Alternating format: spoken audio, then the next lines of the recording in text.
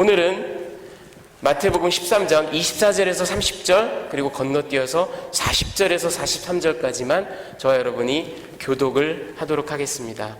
제가 먼저 24절 봉독하겠습니다. 예수께서 그들 앞에 또 비유를 들어 이르시되 천국은 좋은 씨를 제 밭에 뿌린 사람과 같으니 사람들이 잘 때 그 원수가 와서 곡식 가운데 가라지를 덧뿌리고 왔다. 싹이 나고 결실할 때에 가라지도 보이거늘 집주인이 종들에 와서 말하되 주여 밭에 좀 씨를 뿌리지 아니하였나이까? 그런데 가라지가 어디서 생겼나이까? 주인이 이르되 원수가 이렇게 하였구나. 종들이 말하되 그러면 우리가 가서 이것을 뽑기를 원하시나이까? 주인이 이르시되 가만두라. 가라지를 뽑다가 곡식까지 뽑을까 염려하노라. 둘 다 추수 때까지 함께 자라게 두라. 추수 때에 내가 추수꾼들에게 말하기를 가라지는 먼저 거두어 불사르게 단으로 묶고 곡식은 모아 내 곡간에 넣으리라 하리라. 40절 그런즉 가라지를 거두어 불에 사르는 것 같이 세상 끝에도 그러하리라. 인자가 그 천사들을 보내리니 그들이 그 나라에서 모든 넘어지게 하는 것과 또 불법을 행하는 자들을 거두어내어 풀무불에 던져 넣으리니 거기서 울며 이를 갈게 되리라. 다 같이 43절 그때 의인들은 자기 아버지 나라에서 해와 같이 빛나리라. 귀 있는 자는 들으라. 아멘. 네, 자리에 앉아주시기 바랍니다. 자, 오늘 제목이 좀 길죠? 예, 만수산 드럼칙. 지금 여러분 보시는 저분은요, 마틴 니몰러라고, 실제 이분의 이름은 굉장히 깁니다. 한번 들어보십시오. 프레드리크 구스타프 에밀 마틴 니몰러. 이게 이 사람의 이름입니다. 이름이 굉장히 길죠? 자, 이분은 독일의 신학자입니다. 그리고 루터파 목사입니다. 1차 대전 당시에는요, 독일의 장교로 출전을 해서 유보트의 캡틴, 선장으로 종군을 했습니다. 그러니까 독일 민족에게는 전쟁 영웅이죠. 자, 그런데 저 전쟁 영웅이기도 하고요, 또 신학자이며 목사인 니몰러 목사가 2차 대전 당시 에돌프 히틀러가 정권을 잡고 국가사회주의를 강행하면서 독일을 전쟁으로 몰아넣었을 때는 이것은 옳지 않다라고 반대를 합니다. 그래서 히틀러를 반대하는 그 반체제 인사로 낙인이 찍혀서 1938년부터 1945년까지 수용소에 갇히게 됩니다. 여러분 잘 아시는 그 디트리히 본회퍼 목사 아시죠? 그분처럼 나치에 반대했다라는 이유로, 히틀러에게 반대했다라는 이유로 반체제 인사로 몰려서 그렇게 수용소에 감금이 됐고요. 실제로 본회퍼 목사처럼 거의 처형을 당할 뻔했습니다. 그런데 구사일생으로 처형을 면하고 살아남습니다. 자, 그런데 문제는요, 히틀러가요, 이 니몰러 목사를 회유를 하려고 사람을 보냈습니다. 왜? 이 사람은 전쟁 영웅이에요. 더군다나 루터파 목사고 신학자로 독일 교회의 영향력이 지대합니다. 그러니 이 사람이 전향을 해서 히틀러를 찬성하고 히틀러에게 동조를 한다면 그 독일의 그 고백적인 교회들, 히틀러에게 반대했던 그 고백적인 교회들에게 얼마나 큰 영향력을 미치겠어요. 니몰러 목사도 돌아섰다. 그러니 우리도 히틀러를 이렇게 돕자. 뭐 이렇게 돌아서지 않겠어요? 이 사람의 영향력이 너무나 컸기 때문에 이 사람의 니몰러 목사의 옛 친구이며 전우인 아주 친한 사람을, 역시 히틀러를 돕고 있는 사람이겠죠. 동조하고 있는 사람이겠죠. 이 사람을 그 수용소에 보냅니다. 이 친구가 수용소에 왔습니다. 감옥에 왔어요. 감옥에 gat혀있는 옛 전우 친구 니몰러 목사를 만납니다. 그리고 이 사람이 이렇게 얘기합니다. Martin, why are you here? 여러분 그럴듯하죠? 그럴만하죠? 우리도 어려움을 당한 친구나 그 형제자매를 만날 때 이게 어찌된 일입니까? 어찌하다가 일이 이렇게까지 됐습니까? 왜 이런 일을 겪고 계십니까? 얘기하잖아요. 그렇죠? 그런데 니멀러 목사가 정말 기가 막힌 대답을 합니다. 여러분, 마틴, why are you here? 이런 말을 하는 친구에게 My dear friend, why are you not here? 그렇게 얘기합니다. 그런 자네는 왜 여기 있지 않는가? 자네는 지금 밖에서 뭐하고 있나? 자네는 왜 이 자리에 나와 함께 있지 않은가? 왜 선과 악이 싸우는데 그 자리에 있는가? 하고 얘기를 하는 겁니다. 자, 여러분, 오늘 본문의 말씀을 자세히 보면은 예수님께서 무리에게 또다시 가라지의 비유를 하나를 들려주십니다. 지난번처럼 계속해서 예수님 그 해변에서 그 천연의 그 어쿠스틱스가 이렇게 잘 갖춰져 있는 음향시설이 잘 돼 있는 그곳에서 무리들에게, 수많은 무리들에게, 어쩌면 몇천 명이 됐을지도 모르는 그 무리들에게 또다시 비유를 들어서 말씀을 하시는데, 그 비유의 내용이 24절부터 30절까지 이렇게 나옵니다. 천국은 마치 어떤 사람이 자기 밭에 좋은 씨를 뿌린 것과도 같다, 이렇게 말씀을 하십니다. 그런데 이 스토리에, 이 패러블에 이제 반전이 나옵니다. 모두가 잠들었을 때, 아무도 모를 때 밤에 몰래 원수가 와서 그 좋은 씨를 뿌린 아주 좋은 밭에다가 가라지 씨를 막 뿌립니다. 여러분, 이 이야기를 들으면 우리가 이게 아무리 예수님의 패러블, 그렇죠? 이 패러블, 비유라는 것은 예수님께서 어떤 영적인 진리를 전하기 위해서 예수님께서 만들어 주시는 이야기입니다. 하지만 이 이야기, 예수께서 들려주신 패러블은 대부분 2000년 전 팔레스타인 땅의 필부들, 그 농사꾼들, 어부들, 카펜터, 장인, 상인, 이런 사람들이 다 들으면 맞아, 그거 나 알아 하는 이야기들이에요. 그런 걸로 이야기를 하셨어요. 그런데 우리가 생각하기에 그래도 그렇지, 예수님이 이거 좀 이상하지 않나? 뭐 무슨 밤에 몰래 와가지고 가라지를 뿌려, 이런 사람이 어디 있어? 그렇죠? 여러분, 실제로 어떤 신학자는 이 부분을 얘기하면서 말이 안 된다, 자기 집 곡간에다가 몰래 가라지 씨를 숨겨놓는 농부가 어딨냐, 이렇게 얘기를 합니다. 여러분도 그렇게 생각하세요? 여러분, 역사학자들이 밝혀낸 바에 의하면요, 실제로 이게 로마 시대잖아요. 로마 시대의 로마 법 가운데 이걸 agricultural sabotage라고 합니다.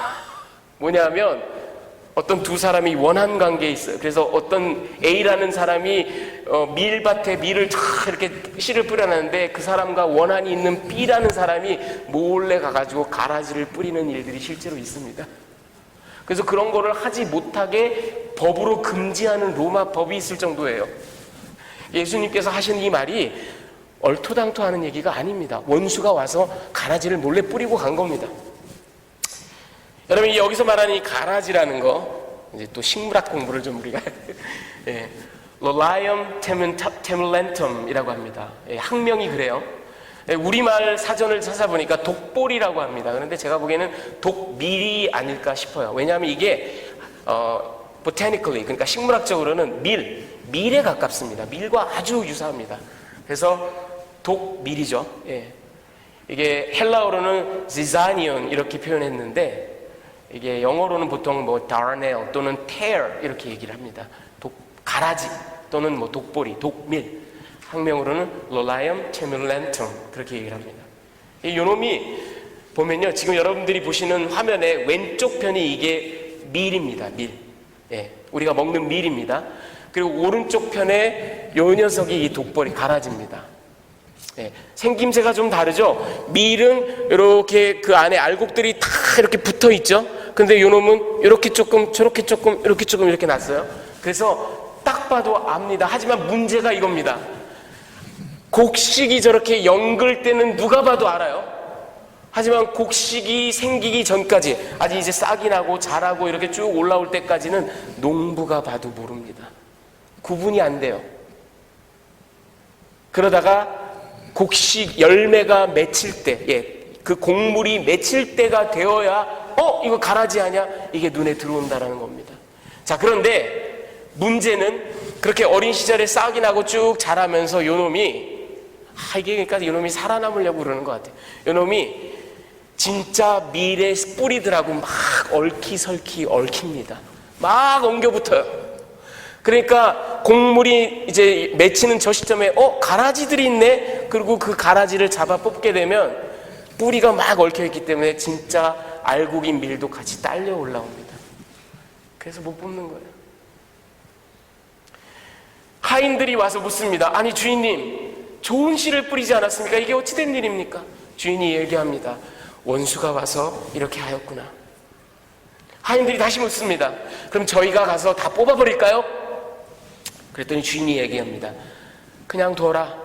가라지를 뽑다가 알곡까지 다 다칠라.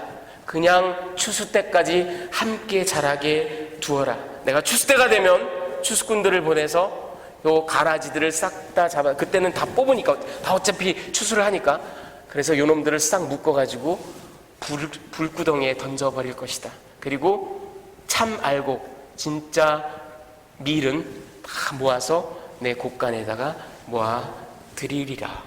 그렇게 얘기를 합니다. 자, 그리고 이제 장면이 바뀌어서 36절부터 9절까지 예수님께서 이 해석에, 이 전해주신 이 비유의 해석의 열쇠를 주십니다. 그 이유는 뭐냐면 이제 장소가 바뀌어서 집으로 들어왔어요. 그리고는 제자들이 주님 아까 하신 그 가라지 비유 있잖아요. 그거를 좀 설명해 주세요. 이렇게 부탁을 합니다. 예수님께서 그걸 설명을 하시는데 그 설명 방법이 그냥 간단합니다. 해석의 열쇠가 되는 매칭, 그 매칭하는 그 내용들을 딱딱딱딱 제시를 해 주십니다. 그걸 보면요, 밭에 나가서 좋은 씨를 뿌리는 농부는 바로 예수님입니다. 그리고 그 밭은 세상을 이야기합니다. 그리고 그 좋은 씨는 천국 백성입니다. 여러분, 이게 조금 바뀐 겁니다. 예전에 우리가 들은 그 4가지 토양의 이야기에서는 씨가 뭐예요? 하나님의 말씀이에요. 그리고 그 4가지 다른 토양이 사람들의 마음입니다. 하지만 이번 비유에서는 이제는 그 씨가 좋은 씨를 뿌렸는데 그 씨가 바로 천국 백성들이에요. 그리고 가라지는 사단의 자식들입니다. 어둠의 자식들이에요. 불법의 자식들입니다. 그리고 몰래 이 가라지를 뿌리고 간 원수는 바로 사단을 이야기합니다. 그리고 마지막 추수 때가 되는데 그때가 바로 세상의 끝, 예수님의 재림, 종말을 말합니다. 그리고 예수께서 보내시겠다고 한 그 추수꾼들이 천사들입니다. 자, 이렇게 쭉 설명을 해 주십니다. 그리고 나서 이제 마지막 우리가 읽었던 40절에서 43절에 예수님의 마지막 코멘트가 나오는데 비유의 핵심이에요. 그게 뭐냐 하면, 여러분, 이 비유의 핵심은 다른 게 아닙니다. 제가 마지막에 다시 한번 점검을 하겠지만 이 비유의 핵심은 이겁니다. 반드시 마지막 때가 있다. 반드시 심판이 있을 것이다. 그리고 사단의 자식들, 불법을 행하는 자들이 그때까지 처벌을 받지 않고 살아요. 네. 이게 참 아이러니한 거예요. 심지어는 여러분, 참 마음이 아프게도 답답하게도 우리가 많이 목도하지만 하나님을 업신여기고 불법을 행하고 하나님이 없는 것처럼 살아가는 어둠의 자식들이 오히려 세상에서는 승승장구하는 경우가 훨씬 더 많습니다. 그런데 무슨 이유에선지 어둠의 자식과 빛의 자식들, 의로운 자녀들과 사단의 자녀들이 함께 살아갑니다. 처벌이 연기되어 있습니다. 하지만 마지막 때가 반드시 오고 그 마지막 때에는, 그때는 이제 정말 피할 길이 없다. 확실히 하나님께서 악한 자들과 하나님의 백성들을 나누셔서 영벌에 처하고 영생을 선물로 주신다라는 그런 이야기입니다. 그래서 의로운 자들은 그날이 되면 아버지 나라에서 해와 같이 빛날 것이다. 그렇게 말씀을 맺으십니다. 자, 여러분, 오늘 제가 전해드린 이 가라지의 비유, 이걸 가지고 제가 여러분들께 3가지 메시지를 전해드리기를 원합니다. 그 첫 번째는 이겁니다, 여러분. 방금 말씀드린 것처럼 종말과 심판이 피할 수 없이 확실하게, 이건 certainty라는 거예요. 우리 눈에 보이지 않지만 분명한 사실이라는 겁니다. 여러분, 이 이야기는, 이 비유는 어떻게 보면 사람들이 가질 수 있는 이 질문 또는 의문 또는 반대 신문에 대한 예수님의 답변일 수도 있습니다.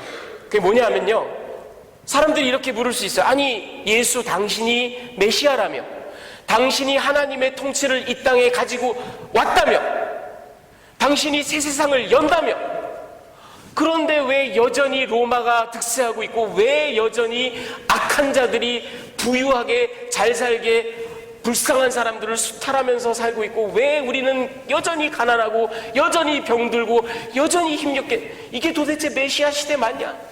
이게 도대체 당신이 말하는 Kingdom of Heaven, 하나님의 나라가, 하늘의 나라가 맞냐? 예수님의 대답이 이거예요. 너희가 이해할 수는 없지만, 심지어 너희가 받아들일 수 없을지도 모르지만, 하나님께서는 무슨 이유에선지 이 창조세계, 밭이라고 얘기했죠. 이 창조세계에 선과 악이, 알곡과 가라지가 함께 공존하도록 허용하셨다라는 거예요. 마지막 때까지 기다리고 계신다라는 거예요. 그렇지만 그 마지막 때가 오면 분명한 종말, 분명한 심판이 있다라는 그런 말씀을 우리 주님께서 하고 계신 겁니다. 여러분, 어떻게 보면 제가 앞에서 말씀드린 것처럼 그 니몰로 목사가 이거 뭐 하고 있는 거야? 자네 뭐 하고 있는 거야? 하는 친구에게, 그러는 자네는 왜 여기 나와 함께 있지 않은가? 여러분, 이건 저의 얘기가 아니에요. 우리 예수님의 모든 가르침과 모든 강화를 자세히 들여다보면 정말 피할 수 없는 결론이 하나가 있습니다. 예수님의 그 모든 가르침에 하나의 일맥상통하게, 오버아칭하게 이렇게 꿰뚫고 있는 하나의 주제가 있어요. 그건 뭐냐 하면 선과 악이 싸우고 있다는 거예요. 여러분, 바로 이 오늘의 이야기만 해도 그래요. 선한 농부가 있고요, 사보타지를 하는 원수가 있습니다. 그리고 좋은 씨가 있고요, 가라지가 있습니다.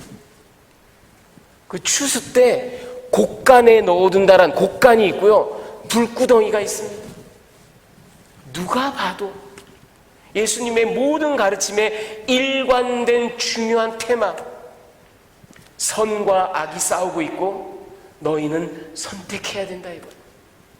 회색지대란 없다는, 여러분, 마태복음 12장 30절 말씀, 나와 함께 모으지 않는 자는 해치는 자다. 우리 주님의 말씀이에요. 난 좀 두고 볼게, 난 좀 지켜볼게 하고 가만히 있는 사람도 예수님과 함께 모으는 자가 아니기 때문에 결과적으로는 해치고 방해하고 적대하는 자라는 얘기예요. 회색지대란 없어요. 중간지대란 없어요. 그러니 자네는 왜 거기 있는가? 왜 나와 함께 여기 있지 않는가? 선과 악이 싸울 때, 의와 불법이 쟁투할 때 당신은 어디 있을 것인가? 종말, 심판, 피해갈 수 없는. 자, 여러분, 두 번째 메시지는 근데 여러분, 뜻밖의 이 말씀에 대해서 어처구니 없는 오해가 있습니다. 그래서 이거를 좀 단도리를 할 필요가 있을 것 같아요. 여러분, 교회를 교회되게 하는 것이 뭡니까? Hallmark of the Church가 뭘까요? 여러분, 제가 너무 뜬구름 잡는 얘기를 하나요? 좀 더 구체적으로 여러분들이 이해하시기 편하게. 교회가 뭐죠? 교회는 신랑 되신 예수님의 신부죠. 그렇죠? 자, 그럼 교회는 신부예요. 그럼 신부가 이제 신랑이신 예수님께 시집을 갑니다. 예? 여러분이 신랑이라고 생각을 해보세요. 자, 여러분들이 또 우리는 자라면서 다 이 사지선다형에 익숙한 세대, 제가 여러분들께 사지선다형으로 드리겠습니다. 여러분이 신랑이에요. 그렇죠? 자, 여러분, 여기서 주의할 건, 오늘날 우리의 가치관,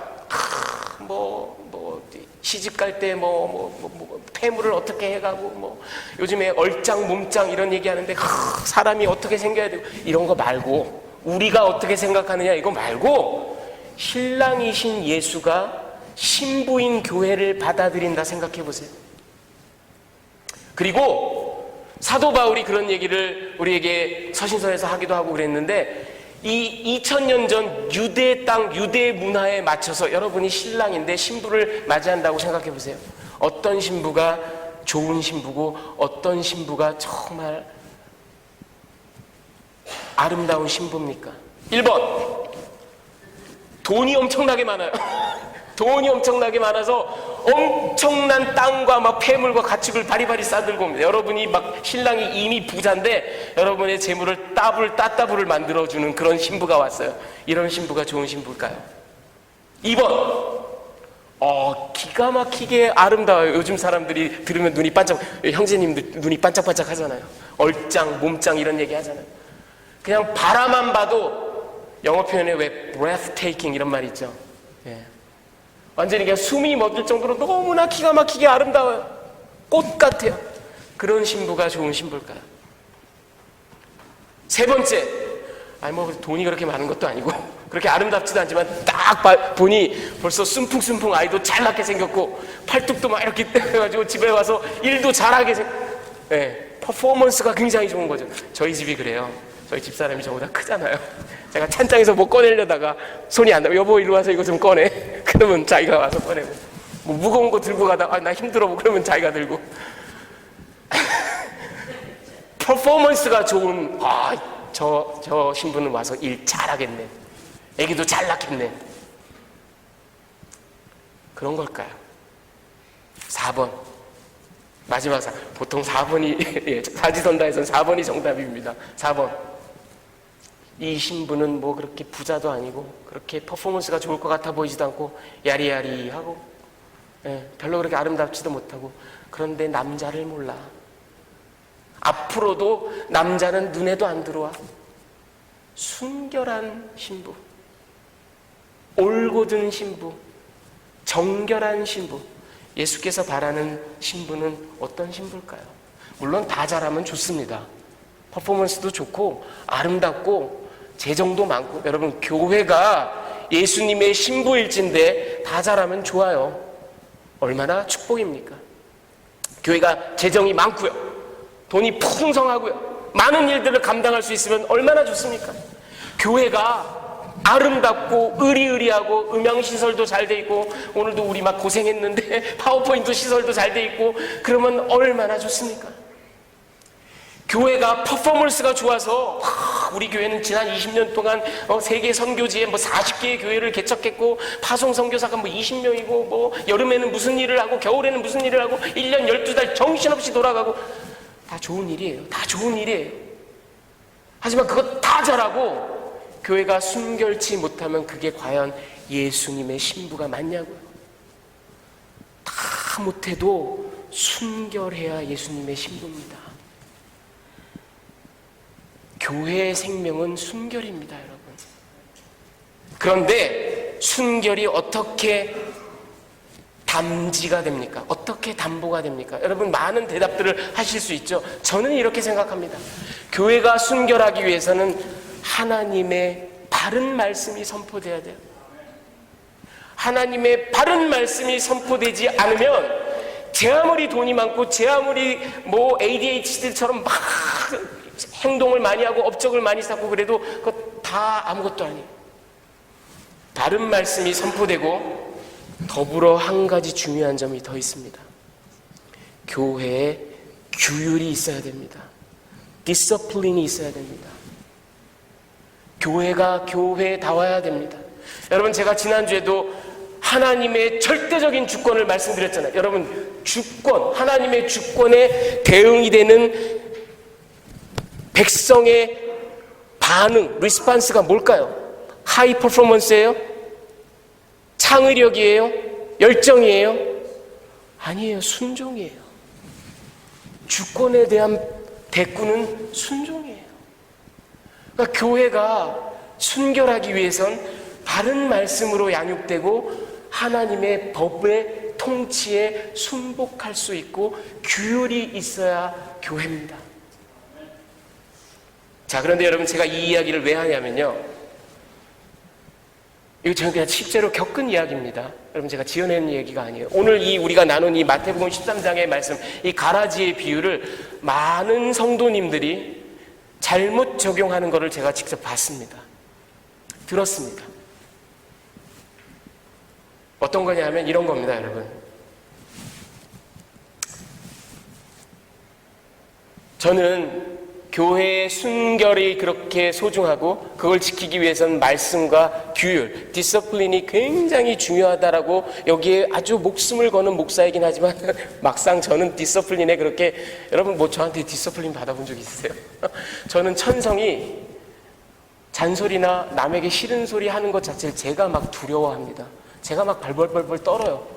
그래서 그런 이야기를 잘 못, 그러니까 참 어떻게 보면 어폐가 있죠. 디서플린을 중요하다고 여기지만 디서플린을 실제로 하지는 않습니다. 그냥 저는 그런 상황이 생길 때 제가 하는 유일한 디서플린은 이겁니다. 혼자 소가리를 합니다. 혼자 끙끙 앓습니다. 혼자 눈물을 흘립니다. 혼자 기도합니다. 컨프런테이션 잘 안 해요. 못 해요. 그런데 한 집사님께서 제가 그렇게 혼자 끙끙 소가리를 하고 혼자 기도를 하고 있는 저의 모습을 굉장히 냉담하게 보셨던 것 같습니다. 저한테 오셔가지고요, 어떤 다른 이 오신 집사님 말고 다른 분에 대한 뭐 얘기인데, 아 목사님 이렇게 하면 안 됩니다. 저를 막 훈계를 하고 가르치세요. 이렇게 하시면 안 됩니다. 이거 목사님 지금 가라지라고 막 뽑아내고 있는 겁니다. 그렇게 하면 알고까지 다쳐요. 그렇게 하면, 되게 재밌는 게 그 말씀을 하실 때 그 성도님이 문제의 핵심이 되었던 분을, 그분이 오래된 친구인데 자기 스스로가 내가 저 친구 가라지인 거 압니다. 가라지처럼 행동하는 거 압니다. 그렇게 인정을 하시더라고요. 근데 목사님께서 그렇게 얘기 안 하고 그렇게 혼자 끙끙 앓고 있으면 그 가라지한테 뭔가 트리트먼트를 하고 있는 것 때문에 알고 긴 자기가 다친다라고 말씀을 하시더라고요. 네. 여러분, 제가 어떤 부정적인 얘기를, 누구를 욕하기 위해서 이런 얘기를 하는 게 절대 아닙니다. 저는 여러분의 목사고 저는 여러분들께 말씀을 가르쳐야 될 의무가 있는 사람이기 때문에 좋은 점, 나쁜 점 여러분들께 큰 폐와 신뢰가 되지 않는다면, 그러니까 이름을 제가 다 밝히지 않았잖아요. 우리 교회 지금 안 계세요. 그렇다면 부정적인 면, 긍정적인 면 다 얘기하면서 여러분들께 뭔가 영적 진리를 가르쳐야 될 의무가 있는 사람입니다. 그래서 말씀드리는 겁니다. 누구를 욕하거나 비난할 마음으로 하는 얘기가 아니에요. 자, 뭐가 문제냐면 지금 이 성도님께서 마태복음 13장에 나와 있는 예수님의 가라지의 비유를 교회의 치리에 적용을 한 겁니다. 교회의 디서플린에 적용을 한 겁니다. 아니, 예수님도 끝까지 놔두라고 하시지 않았습니까, 목사님?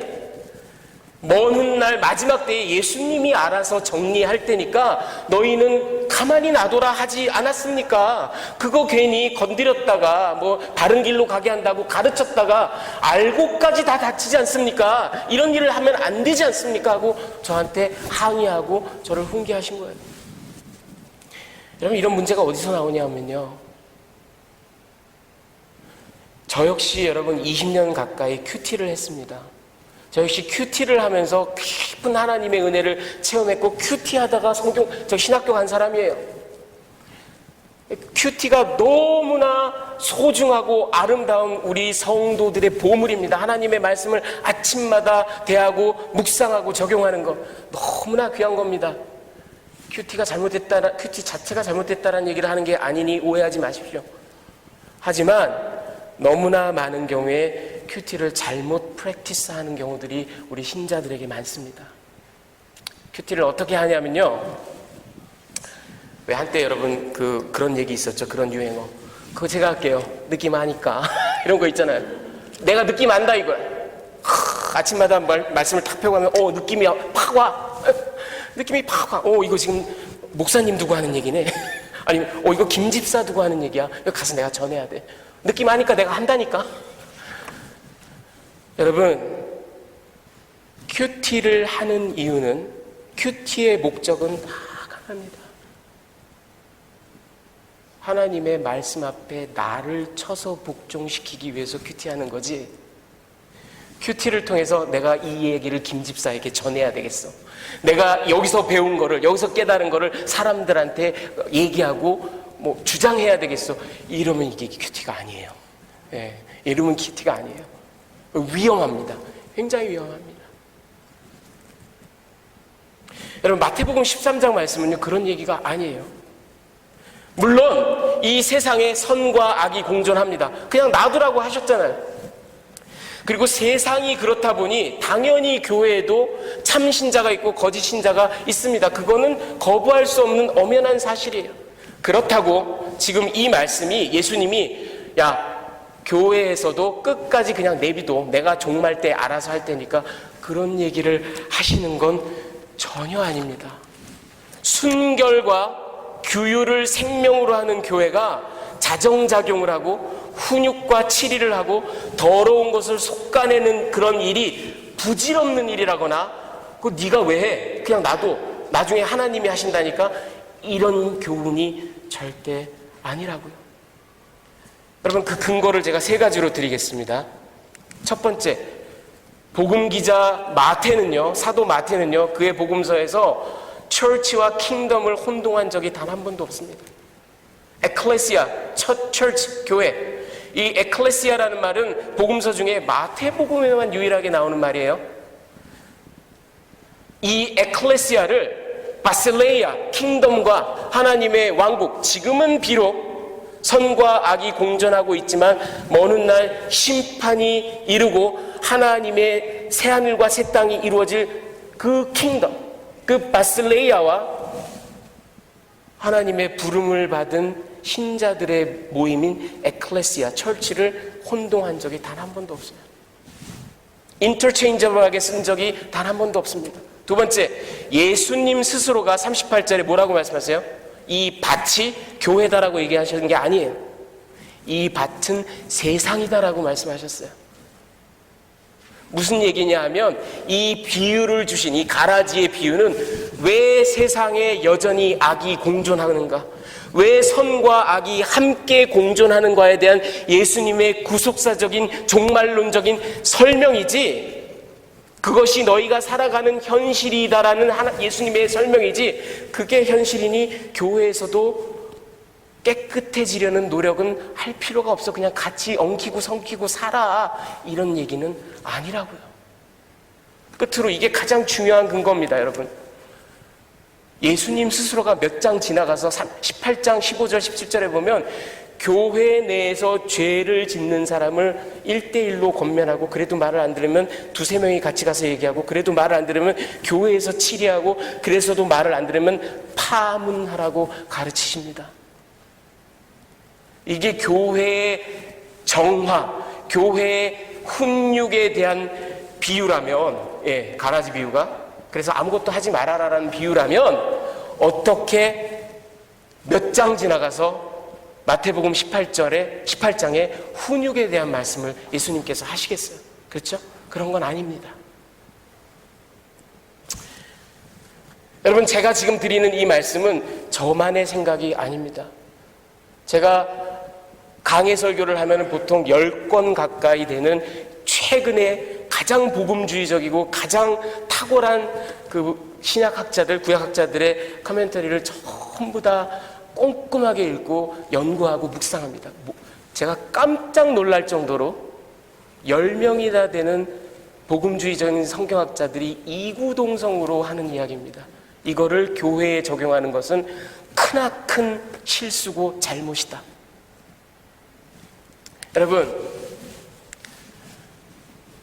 주후 3세기의 위대한 교부였던 아프리카의 그 카르티지라는, 오늘날의 튜니지아입니다. 그 카르티지의 위대한 교부였던 터툴리안이라는 사람은요, 이 사람은 히포의 오거스틴보다도 먼저 살았던 사람으로, 이 사람이 아주 탁월한 저술들을 많이 남기고 이단에 대해서 아주 열심히 싸운 이 사람의 그 성과로 우리가 오늘날의 이 교회의 순수성을 지킬 수 있었던 그런 사람인데, 그래서 이 사람의 공헌으로 인해서 이 사람은 서방 신학의 창설자다라는 별명까지 얻은 사람입니다. 이 터툴리안이 한 유명한 얘기가 있습니다. 순교자들의 피가 교회의 씨앗이다. 근데 여러분, 순교자들의 피까지 갈 것도 없어요. 예수님의 피로 산 거에 바로 교회예요, 우리가. 그리고 그 예수의 피로 값주고 산 교회가 대대손손 generation after generation 순교자들의 피로, 그 정성으로, 그 sacrifice로 오늘날까지 유지되고 있습니다. 여러분, 우리가 몸담고 있는 교회가 바로 이런 교회예요. 이뿐만이 아닙니다. 여러분, 거의 비슷한 시대를 살았던 아프리카, 이 사람도 역시 또 공교롭게도 카르타고 출신이네요. 시프리안이라는 사람이 있습니다. 여러분, 이 사람은 원래 고전을 공부했던 사람인데 기독교로 개종하고 249년에는 비샵이, 주교가 된 사람입니다. 카르타고에. 그뿐만 아니라 한 10년 뒤 258년에는 로마의 박해를 받아 순교를 한 분입니다. 이분이 남긴 위대한 이야기가 있습니다. 여러분, 들어보십시오. 교회를 어머니로 모시지 않는 사람은 하나님을 아버지로 모실 수 없다. 여러분, 교회가 이렇게 소중합니다. 교회가 이렇게 절대적입니다. 그 교회의 생명은 순결입니다. 그래서 우리는 교회가 순결하게 되기 위해서 그토록 노력하는 거고, 그토록 애를 쓰고 그토록 눈물을 흘리는 겁니다. 교회가 숫자가 많은 게 다가 아니에요. 교회가 돈이 많은 게 다가 아니에요. 교회가 일 잘하는 게 다가 아니에요. 저런 엄청난 교회가, 예수님의 신부인 교회가 신부답게 순전하고 순결해야만 됩니다. 그런데 자칫 잘못 이 마태복음 13장의 내용을, 이게 세상에 대한 예수님의 말씀인데, 그러니까 교회도 그냥 가만히 놔두라고 이렇게 적용했다가는 예수님의 뜻과 예수님의 가르침과는 완전히 딴 길로 가는 얘기가 됩니다. 자, 끝으로 세 번째, 마지막으로 중요한 얘기를 한 가지 더 하고 마치겠습니다. 그러면 여전히, 여러분, 이 이야기를 들으면 그래도 끊임없이 우리를 괴롭히는 질문이 있어요. 그리고 많은 무신론자들이 오늘도 핏발을 세워가면서 하는 얘기가 있어요. 많은 반기독교인들이 정말 이빨을 막 갈면서 하는 얘기, 니네가 믿는 하나님이 정말로 그렇게 전지전능하고 위대하고 선한 하나님이라면 난 그래도 받아들일 수가 없다. 어떻게 이 세상에 보스니아 인종 청소 같은 일이 일어나고, 어떻게 이 세상에 쓰나미 같은 일이 일어나고, 어떻게 이 세상에 전쟁과 기근과 테러와 살인과 강간과 범죄가 일어나냐. 왜 이 세상에 암이 있고 죽음이 있고 백혈병이 있고 사람들이 고통받고 신음하냐 이거야. 너희가 믿는 하나님이 진짜로 선한 하나님이라면 이 악을 왜 그냥 보고 있냐 이거야. 너희가 믿는 하나님이 진짜로 전능하다면 왜 이거를 일소하지 못하냐 이거예요. 전능하지 않은 거 아니냐, 능력이 없는 거 아니냐, 아니면 존재하지 않는 거 아니냐. 바꿔 말하면 그 하나님의 아들로 이 땅에 왔다는 예수가 참으로 죄의 문제를 해결하고 참으로 인생의 모든 문제를 해결했다면 왜 여전히 이런 죄악과 아픔과 고통과 무시무시한 일들이 우리 멀쩡히 보는 앞에서 일어났냐 이거예요. 여러분, 리처드 하버슨이라는 휘튼 칼리지를 나오고 프린스턴 티올로지컬 세미너리를 나오신, 그리고 미국 상원의 채플린, 원목을 하셨던 그런 분입니다. 장로교 목사님입니다. 이분이 이런 얘기를 했습니다. 들어보십시오. 왜 예수께서 이 땅에 계속 남아 계셔서 모든 세대에 걸쳐서 인류를 그토록 고통스럽게 하는 악을 말끔히 제거해버리지 않으셨을까? 제가 지금 한 질문이랑 같죠? 간단히 대답하자면 이렇다. 의학적으로 가장 탁월하신 의사이신 예수님께서 병의 원인을 제거할 수 있는데 병의 증상에 고심하고 천착할 이유를 찾지 못하셨기 때문이다. 이 땅에 남으셔서 1000년이고 2000년이고 사시면서 전쟁을 막고 기근을 막고 가난을 막고 할 수도 있지만 그거는 대증 치료밖에는 안 된다고요, 여러분. 증상에 대한 치료밖에는 안 된다고요. 그렇지만 예수님께서는 병의 원인을, 죄라는 문제를 십자가에서 단박에 완전히 해결하고 가신 겁니다. 여전히 우리는 죄와 싸우고 여전히 우리는 고통과 싸우고 있지만 이거는 증상들이에요. 왜? 우리 인간이 본원적으로 갖고 있는 죄성이 증상으로 나타나는 것뿐입니다. 하지만 이 모든 증상의 원인은 이미 주님께서 십자가에서 완전하게 해결하셨습니다. 여러분, 이런 설명에도 불구하고 고집스럽게 여전히 그래도 악이 존재하는 것을 왜 보고만 있냐, 한꺼번에 없애버리지 못하고 나는 니네가 믿는 하나님을, 니네가 말하는 예수의 십자가라는 걸 도대체가 받아들일 수가 없다라고 끝까지 얘기하는 사람이 우리 주변에 있어요. 그런 분들께는 저는 이렇게 얘기하고 싶습니다. You have no idea what you are asking for. 자기가 요청하고 있는 게 지금 뭘 말하는지 자기 스스로도 몰라요. 여러분, 실제로 하나님께서 악을 완전히 일수하신 일이 있습니다. 뭐죠? 노아의 홍수예요. 싹 다 죽여버리셨어요. 악을 완전히 일수하는 길은 딱 하나밖에 없습니다. 이 땅을 끝장내는 거예요. 그렇죠?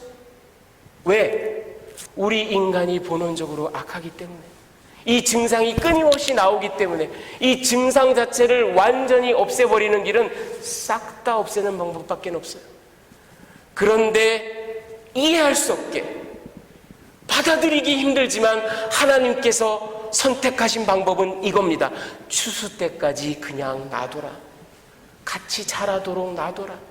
마지막 때에 가서 분별하겠노라. 그때까지는 힘들겠지만, 엉키고 설키고 괴롭겠지만 같이 살게 내버려 두어라. 이렇게 함으로써 내 백성들의 생명을 내가 유지하겠다. 여러분, 악이 오늘날까지 남아있는 건 역으로 얘기하면 하나님의 숨겨진 은혜입니다. Hidden Grace예요. 베드로후서 3장 9절을 한번 같이 읽어보실까요? 시작. 주의 약속은 어떤 이들이 더디다고 생각하는 것 같이 더딘 것이 아니라 오직 주께서는 너희를 대하여 오래 참으사 아무도 멸망하지 아니하고 다 회개하기에 이르기를 원하시느니라. 네. 오래 참으시는 하나님의 숨겨진 은혜인 줄 믿습니다. 여러분, 제가 제목을 만수산 드렁칩 아니 임양아니, 이거 여러분 학교 다닐 때 다 배우셨죠? 태종 이방원이 하여가 이런들 어떠냐, 저런들 어떠냐, 만수산 드렁치기 얽히고 설키면 어떠냐, 우리도 이렇게 얽히고 설켜서 한 100년 동안 살아보자. 고려 충신 정몽주를 회유하려고 정몽주가 뭐라고 답했습니까?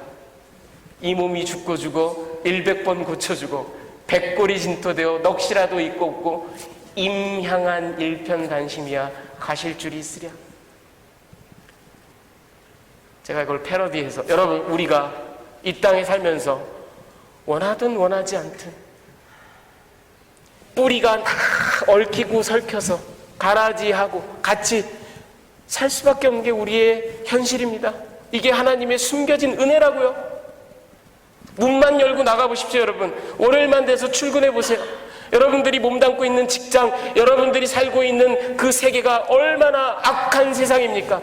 우리만 싹 뽑혀서 무슨 휴가 되듯이 싹 올라갈 수가 없어요. 여러분, 우리는 그 안에 얽히고 설키고 살아요.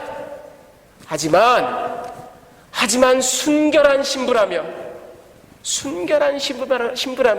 저 고려 왕을 향한 일편단심이 아니라 하나님을 향한 일편단심.